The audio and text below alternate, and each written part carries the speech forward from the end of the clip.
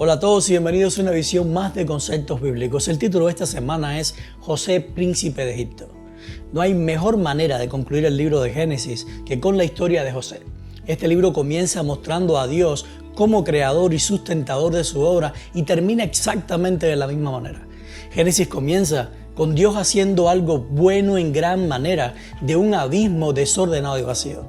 Y termina también haciendo algo bueno en gran manera de una familia extremadamente disfuncional y tóxica, donde cada uno de sus miembros se encontraban desordenados y vacíos. Génesis comienza con una familia en armonía con sus principios, pero que se degrada con el pecado. En cambio, Génesis termina con una familia degradada por el pecado, pero que su gracia y su constante amor alcanza y transforma para estar de vuelta en armonía con sus principios. Finalmente, Génesis comienza con la creación de la humanidad, involucrando una familia, y termina con la salvación de la humanidad, también involucrando una familia. Comencemos.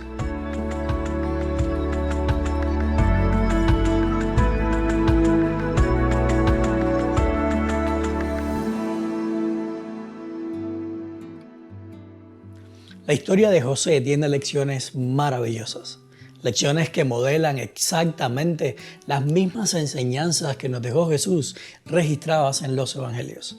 Por ejemplo, en los evangelios encontramos que los pecadores están más dispuestos a escuchar la voz de Dios y a hacer su voluntad que los que son llamados pueblo de Dios o escogidos de Dios. Y exactamente lo mismo encontramos en la historia de José. Tanto Potifar, jefe de la guardia del faraón, como el jefe de la cárcel de Egipto, como el mismo faraón de Egipto, estuvieron dispuestos a escuchar la voz del Dios de José y a hacer su voluntad, dejando todo lo que poseían bajo el cuidado de José. Cuando su propia familia, que eran los escogidos para bendecir al mundo, se negaron a someterse ellos mismos al Dios que guiaba a José. Otra lección que encontramos en la historia de José y que también está en los evangelios es la justicia de Dios con respecto a la justicia de los hombres y en especial con respecto a la justicia religiosa. Juan 8, del 1 al 11, narra la historia de Jesús y la mujer que es sorprendida en adulterio. En esta historia vemos la justicia de los líderes religiosos, los que estaban llamados a representar a Dios, en comparación con la justicia de Dios revelada por Jesús. En la justicia humana religiosa siempre se busca un chivo expiatorio que pague por el resto. En este caso fue la mujer que estaba adulterando, la cual fue tomada para ser juzgada y sentenciada a muerte en lugar del hombre que estaba adulterando con ella y que nunca fue responsable por su pecado. Lo siguiente que hace la justicia humana religiosa es que una vez que tiene a su culpable, lo juzga según la ley. Y la ley nunca juzgará con gracia, porque la ley no está basada en la gracia, sino en darle al pecador lo que se merece. Es por eso que los religiosos dijeron a Jesús: en la ley Moisés nos ordenó apedrear a esta mujer como esta. A mujeres como esta, Juan 8:5. Y al decir mujeres como esta, no se referían a la persona, sino al pecado de ella, porque la ley nunca mira a la persona, sino el pecado. Ahora, el paralelo de esta historia lo encontramos en lo ocurrido entre Judas y su nuera Tamar. Judas era el pueblo de Dios y era el que estaba supuesto a manifestar la justicia de Dios. Sin embargo, Judá también se hace eco de la justicia humana religiosa. Aquí también encontramos un caso de adulterio que involucra a Judá y a Tamar.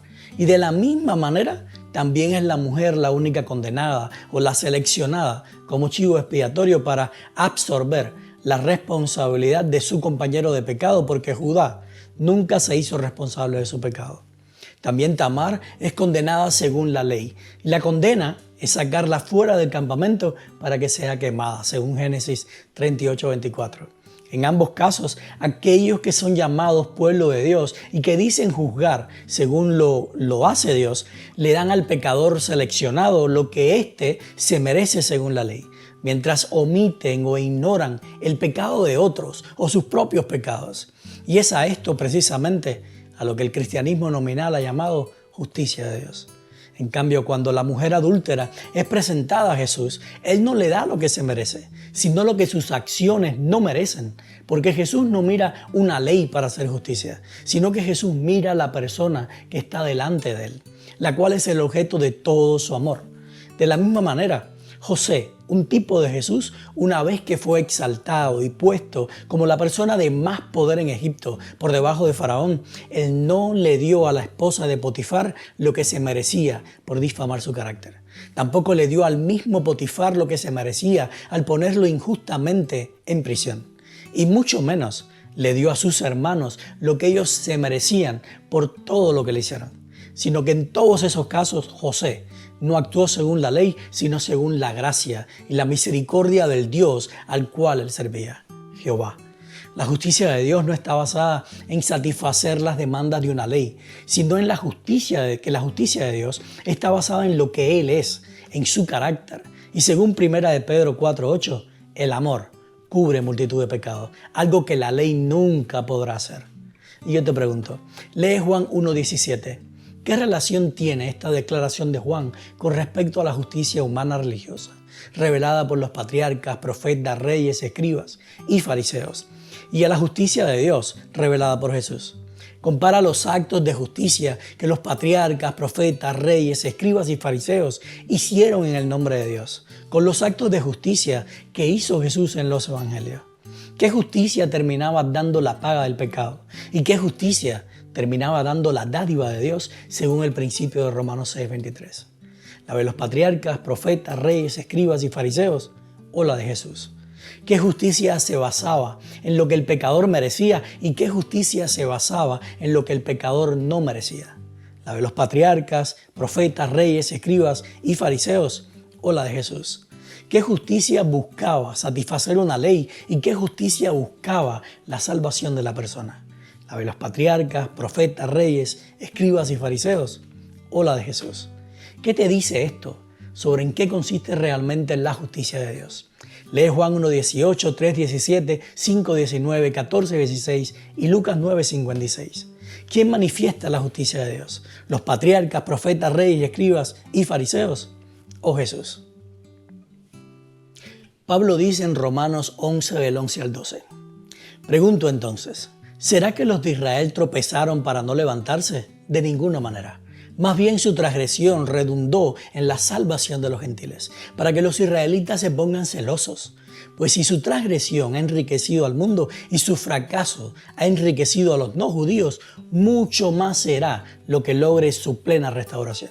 Y sigue diciendo en los versos 25 y 26. Hermanos, no quiero que ignoren este misterio, para que no se vuelvan arrogantes. Parte de Israel se ha endurecido, y esto será así hasta que se haya incorporado la totalidad de los gentiles. Y después de todo esto, Israel será salvo. Y finalmente termina diciendo en los versos 30 al 32. Así como en otro tiempo, ustedes eran desobedientes a Dios, pero ahora han alcanzado misericordia por la desobediencia de ellos, así también estos han sido desobedientes ahora, para que por la misericordia concedida a ustedes, también ellos alcancen misericordia.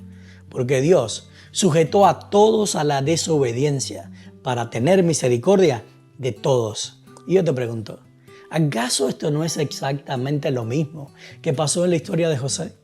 Desde el llamamiento de Abraham, Dios había estado prometiendo formar un pueblo por medio del cual Él bendeciría todas las naciones de la tierra. Sin embargo, de alguna manera, este pueblo en proceso de desarrollo siempre deseó lo que las naciones tenían más que lo que Dios quería darles a las naciones por medio de ellos. Por otra parte, el hecho de haber sido elegidos y de que Dios constantemente, por así decirlo, les dijera que ellos eran los dueños y herederos de la tierra, los hizo sentirse demasiado importantes, al punto de levantar su orgullo por los cielos y creerse con la autoridad para hacer lo que sea y aún así seguir siendo los receptores de la promesa de Dios. En cambio, como dice Pablo, su transgresión redundó en la salvación de los gentiles, para que los israelitas se pongan celosos. Los hijos de Israel transgredieron la voluntad de Dios para con ellos, sacrificando a José o cortándolo para siempre de sus vidas. Sin embargo, Dios entregó la promesa de ser bendición para las naciones a otro pueblo que no eran los descendientes de Sem, sino los descendientes de Cam, los egipcios. Y de esta manera provocó celos en los israelitas. Fue por medio de José en Egipto que Dios no solo bendijo a Faraón y a su casa, sino a todas las familias de la tierra, tal y como lo había prometido a Abraham en Génesis 12:3. Ahora Pablo dice algo bien importante en Romanos 11:32, porque Dios sujetó a todos a la desobediencia para tener misericordia de todos.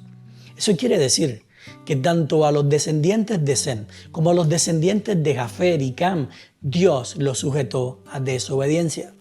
Esta palabra es en hebreo apaitea y significa callar la compasión para que sea como algo inaccesible para uno.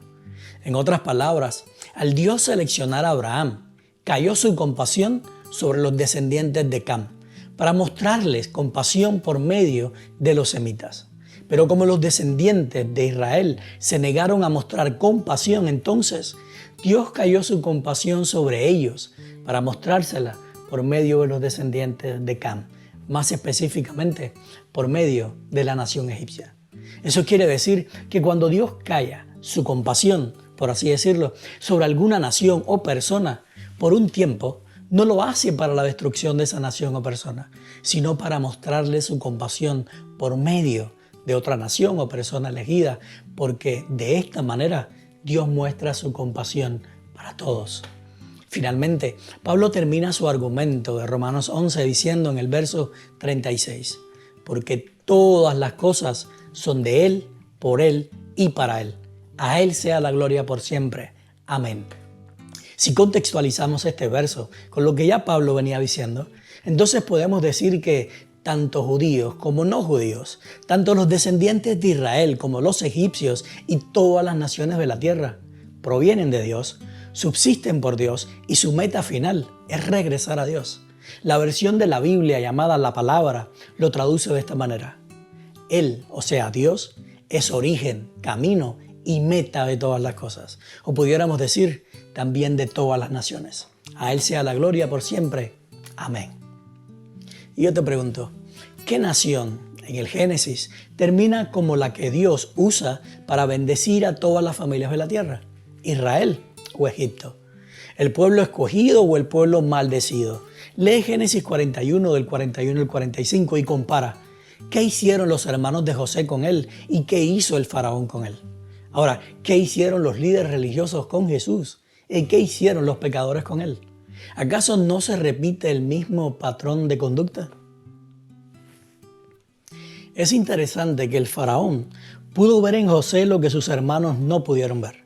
Pero no solo eso, sino que el faraón incluso vio en José lo que los mismos descendientes de Israel, años más tarde, no pudieron ver tampoco en Jesús. Y es que, junto con todos los privilegios que el faraón le da a José, también le da un nombre nuevo, que es Safnat Panea. Ahora, cuando los hebreos traducen este nombre, lo hacen como revelador de lo oculto. Sin embargo, los intérpretes egipcios traducen este nombre dado a José como el Salvador del mundo. Y esto es revelador. Es revelador no solo por el hecho de que apunta directamente a Jesús como el verdadero Salvador del mundo y acentúa la idea de que ciertamente José era un tipo de Jesús, sino también porque nos deja ver, en cierto sentido, el corazón del faraón. Piensa conmigo, si el faraón hubiera tenido orgullo en su corazón, en primer lugar no le hubiera dado a José ninguno de los beneficios que le dio por temor a que fuera visto como mayor que él. En otras palabras, si el faraón no entró en conflicto con José, fue porque él no sintió un deseo irresistible de tener lo que José tenía, algo que sí sintieron los hermanos de José. En segundo lugar, la mayor muestra del corazón de Faraón es que le puso por nombre a José el Salvador del mundo y no el Salvador de Egipto. Cuando nosotros contrastamos esto con el Israel del tiempo de Jesús, nos damos cuenta que Israel estaba esperando un Mesías y un Salvador que fuera exclusivo para los judíos, porque de hecho Ellos deseaban y esperaban con gozo el día de la destrucción de las demás naciones por las manos de su Mesías. Y yo te pregunto, ¿será que el cristianismo hoy en día también presenta un Salvador exclusivo para ellos y para los que creen lo mismo que ellos, en vez de un Salvador para todo el mundo? ¿Será que el cristianismo moderno también espera con ansias el día de la destrucción de los impíos por las manos de su Salvador y Rey Jesucristo? ¿A quién estás esperando tú? ¿Al Salvador del mundo o al vengador del mundo? Si creemos que José es realmente un tipo de Jesús, entonces no esperemos que Jesús actuará al final del tiempo diferente a como lo hizo José. Cuando nosotros vemos el encuentro de José con sus hermanos, notamos que algo revive nuevamente en él. Muchos pudieran decir que es el dolor de todo lo que le hicieron sus hermanos. En mi opinión, el único dolor que había en el corazón de José es que sus hermanos siguieran siendo los mismos. Todas las cosas que hace José desde ese momento en adelante dan testimonio de que él ya había perdonado en su corazón a sus hermanos. Solo que para reconciliarse con ellos necesitaba tener la seguridad de que nadie más saldría lastimado. Tenemos que tener presente que una cosa es perdonar y otra muy diferente es reconciliarse. Perdonar a alguien no implica necesariamente una reconciliación inmediata. Sin embargo, todo perdón necesita ser dado con el deseo de una reconciliación. De lo contrario, es solo palabras. Para perdonar, solamente se necesita una persona de las partes afectadas que esté dispuesta a darlo. En cambio, para la reconciliación se necesita la disponibilidad de todas las partes afectadas. Génesis 45, del 7 al 8 registra estas palabras de José después de revelarse a sus hermanos. Él dice: Dios me envió delante de ustedes para preservar su descendencia en la tierra y para darles vida mediante una gran liberación. Así que no son ustedes quienes me mandaron acá, sino Dios, que me ha puesto como padre del faraón y señor de toda su casa y como gobernador de toda la tierra de Egipto. Número 1. José estaba consciente de que todo lo que había pasado seguía respondiendo al plan de Dios. No es que Dios tuvo algo que ver con la violencia de sus hermanos, pero sí la usó para tornarla en bendición. Y número 2, parte de ese plan de Dios era salvar la vida de mucha gente, incluyendo la de sus hermanos. Es por eso que José ya había perdonado a sus hermanos, pero necesitaba ver dónde estaba el corazón de ellos para que se diera la reconciliación, y la reconciliación comienza tomando responsabilidad por mi pecado y por lo que soy. Cuando José mete a sus hermanos en la cárcel, cuando los hace sentir culpables de robar o cuando los acusa de espías, etc., no lo hace con la intención de satisfacer su justicia o de retribuirles con lo mismo que ellos le hicieron pasar. José no estaba dando a sus hermanos ojo por ojo y diente por diente, sino que José estaba probando el corazón de sus hermanos, porque anhelaba volver a confiar en ellos.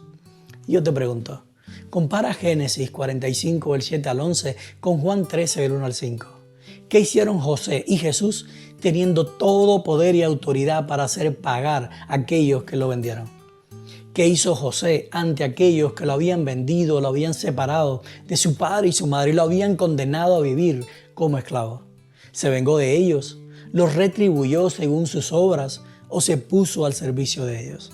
¿Qué hizo Jesús ante aquellos que le interesaba un puesto en su reino? Ante aquel que lo había vendido y ante aquellos que lo dejarían solo para salvar sus vidas.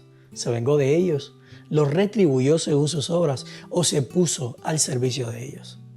¿Qué esperas que haga Jesús en su segunda venida con aquellos que lo han rechazado, con los que lo han perseguido, con los que han sido sus enemigos? ¿Se vengará de ellos? ¿Les retribuirá según sus obras o se pondrá al servicio de ellos? Lee Mateo 5, 43 al 48. ¿Habrá algún momento en el que Jesús actúe contrario a sus propios principios y carácter? ¿Habrá algún momento en el que Jesús deje de amar a sus enemigos, deje de bendecir a los que los maldicen, deje de hacer el bien a los que lo aborrecen y deje de orar intercediendo por los que lo maltratan y persiguen? Según los versos 46 y 47, si Jesús viene a salvar a los que lo aman y a destruir a los que lo rechazan, entonces, ¿no estaría Jesús comportándose como los publicanos y los paganos? Para el bonus de esta semana, voy a hablar sobre el papel de Judá y Rubén en todo el proceso de reconciliación entre José y sus hermanos. La lección pasada vimos cómo Judá, por medio de lo sucedido con Tamar, reconoce su injusticia, aunque no toma responsabilidad por su pecado al no aplicarse el mismo castigo que estuvo dispuesto a darle a Tamar. Sin embargo, definitivamente Judá había comenzado el proceso de cambio de mente o cambio de dirección en su vida, que es lo que llamamos arrepentimiento. Ahora, en el capítulo 37 habíamos visto que Rubén sale en defensa de José, pidiéndole a sus hermanos que no mataran al chico ni derramaran su sangre, según los versos 21 y 22. Sin embargo, ahora que están siendo presionados por José para que traigan a su hermano menor y así confiar en la palabra de ellos, Rubén exclama: ¿acaso no les decía yo que no pecaran contra el niño? Pero ustedes no me hicieron caso y ahora también se nos demanda su sangre. Génesis 42, 22. Tú puedes estar de acuerdo conmigo o no, pero las palabras de Rubén revelan su corazón y el por qué había intercedido anteriormente para que no mataran a José. Y que las palabras de Rubén reflejan remordimiento, pero no arrepentimiento. A Rubén no le interesaba preservar la vida de José, sino evitar las consecuencias de matarlo. Fue por eso que intervino a su favor en el pasado. Y es por eso que ahora reclama a sus hermanos por no haberle escuchado. El arrepentimiento viene por un reconocimiento de quiénes somos, mientras que el remordimiento viene por el temor a las consecuencias de nuestros actos. Y eso era justo lo que estaba sintiendo Rubén, temor a que Dios demandara la sangre de José de sus manos. Ahora, cuando seguimos leyendo la narración, llegamos al momento en que los hermanos le cuentan a Jacob las demandas del Señor de Egipto, que básicamente eran llevar con ellos a su hermano menor para volver a venderles granos. Entonces Rubén le dice a su padre: si no te devuelvo a Benjamín, puedes matar a mis 2 hijos. Pon a Benjamín en mis manos y yo te lo devolveré. Génesis 42, 37. Si se dan cuenta de la propuesta de Rubén, Rubén no estaba realmente asumiendo la responsabilidad de cuidar a Benjamín, sino que estaba siendo responsable a sus 2 hijos de morir en el lugar de Benjamín. Y si a este le pasaba algo. Esa es la actitud de un cobarde, la actitud de una persona que solamente piensa en ella y en quedar bien ella misma para que otros paguen las consecuencias de su buen gesto. Ahora, ¿saben qué es lo más triste de todo esto? Que generalmente enseñamos que Dios hace lo mismo que Rubén. El cristianismo muestra un Dios y Padre en los cielos que nos crea como sus hijos. Pero si algo sale mal, entonces pone la vida de Jesús como pago, mientras Él preserva su buena reputación. Jesús dijo: nadie tiene mayor amor que este, que es el poner su vida por sus amigos. Juan 15, 13. De acuerdo a este principio, eran los hijos de Rubén los que estaban mostrando amor hacia Benjamín, pero no Rubén. De igual manera, de acuerdo a ese principio de Jesús, si Dios puso como pago a Jesús por nosotros, entonces Jesús es el que nos ama, pero no el Padre. ¿Y saben qué? Esto no es evangelio, sino la mentira que Satanás nos ha hecho creer siempre acerca de nuestro Padre. El evangelio es que el Padre estaba muriendo en el Hijo cuando fue clavado en la cruz, porque el Hijo y el Padre son uno. Juan 10:30. El Padre no cobra en el Hijo el precio de su justicia, sino que el Padre se revela en el Hijo como aquel que es justo o aquel que nos salva por medio de su justicia. Finalmente, cuando la comida faltó en la casa de Jacob y sus hijos, Judá fue a su padre y le dijo: envía al niño conmigo y nos prepararemos para partir. Así no moriremos, sino que seguiremos con vida, tú y nosotros y nuestros hijos. Yo te respondo por él. Será a mí a quien le pidas cuenta. No, si no te lo devuelvo, si no lo pongo delante de ti, para siempre seré ante ti el responsable, dijo Judá. Génesis 43, del 8 al 9. Hay una diferencia muy grande entre las palabras de Rubén y las palabras de Judá. Judá en ese entonces no hizo a nadie responsable de sus actos, sino que él mismo estuvo dispuesto a tomar la responsabilidad a pesar de que no sabía lo que pasaría en Egipto cuando llevara a Benjamín. Judá no puso la vida de nadie como un pago por sus palabras o su juramento, sino la suya propia. Judá no solo asume la culpa por un momento o hasta que el dolor de su padre pase, sino que Judá asume la culpa delante de su padre para siempre. Y es ese el carácter de nuestro Dios. Ese es el carácter de nuestro Padre que está en los cielos. Dios no necesitó hacer al Hijo responsable de pagar con su vida por sus acciones y juramento, sino que Él mismo asumió la culpabilidad de todo lo que hicimos mal al crearnos en libertad. Hemos llegado al final del estudio de hoy y espero que la historia de José haya sido para ti una fuente maravillosa de revelaciones en cuanto al carácter de Dios y su propósito con la humanidad. Yo por mi parte me despido dejándote una adaptación de las palabras de José a sus hermanos como si Jesús las estuviera diciendo a nosotros hoy. Imagina a Jesús diciéndonos: es verdad que ustedes se propusieron hacerme mal cuando me clavaron en una cruz, pero Dios dispuso todo para bien. Él me puso en este cargo de Hijo unigénito y Salvador del mundo para hacer lo que hoy estamos viendo: salvar la vida de mucha gente. Génesis 50:20. Que Dios te bendiga y nos vemos la próxima semana.